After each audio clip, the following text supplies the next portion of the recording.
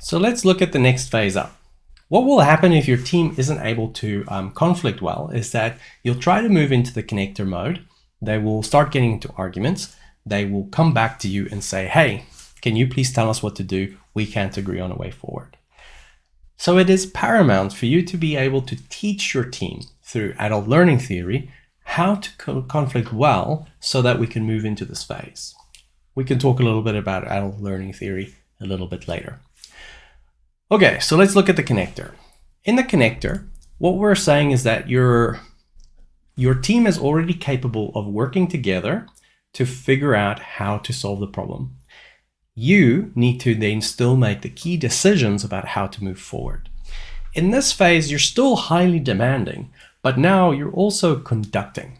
You're saying you and you get together and do this. When you've accomplished your task, it will look this way. So bring back specific, measurable, achievable, relevant, and time-bound tasks. And when I say these things, basically what I'm talking about is you're giving them SMART goals. Very specific, very clear. Now remember that your team can suddenly find themselves in a situation they've never dealt with before, and they could be graduated backwards because their situational understanding isn't clear. It could also be that a new team member joins who doesn't know how to manage conflict, and that could also bring your team down. We always move at the speed of our slowest component, not our fastest.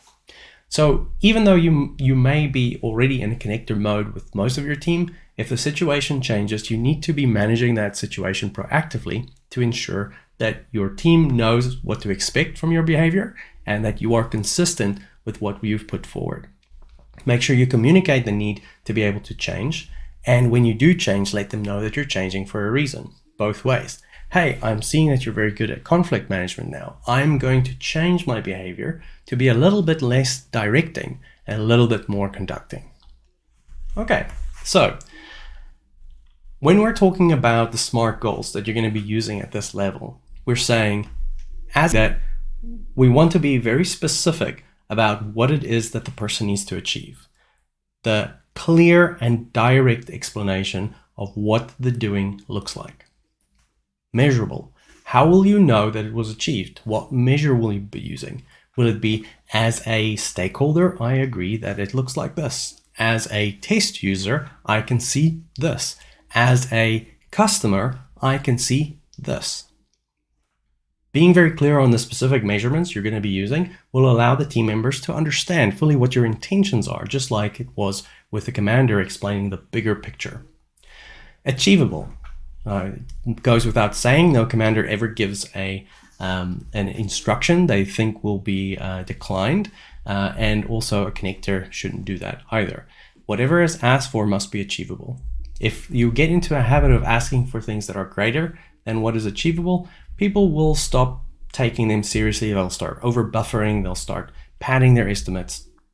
All of these behaviors to try and get away from the fact that actually they don't feel psychologically safe to challenge what is being put on the table, and they feel like they're being pushed into doing something more than what they can actually handle.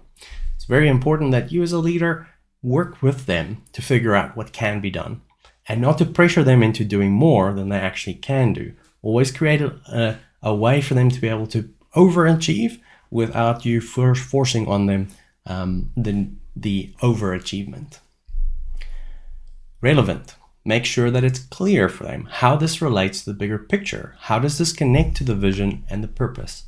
You don't want to get to the end of the day and suddenly have to teach them brand new concepts. You should be role modeling, conflict resolution, decision making, visioning, and feedback all the way out throughout the process so that they can learn from you by observing and they can start to pick up these behaviors themselves. Relevance means that you really take the time to explain how the outcome matters in the grand scheme of things.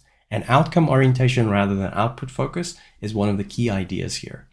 If they do the work without understanding how the work benefits them, you'll forever be task mesmerized and won't be able to break free from the fact that people want to get the task done without that task necessarily being the best way of doing the work. Next, time bound. Make sure that you have time boxes where you can check in. When things aren't going well, you need to be able to stop and say, is this still worth it? Pivot or persevere. Are we going to push through this barrier and try again? Or are we going to say, nope, it's not worth it anymore and walk away? There's also the Pareto principle, where the first 20% is 80% of the impact. Making sure you do the right 20% first and then doing a check on making sure that that actually was what needed to be done in order to get the outcome you wanted is a big part of making this work. So that's kind of like what you're thinking about in terms of the connector. And what you want to put in place here is to start teaching them how to make shared decisions.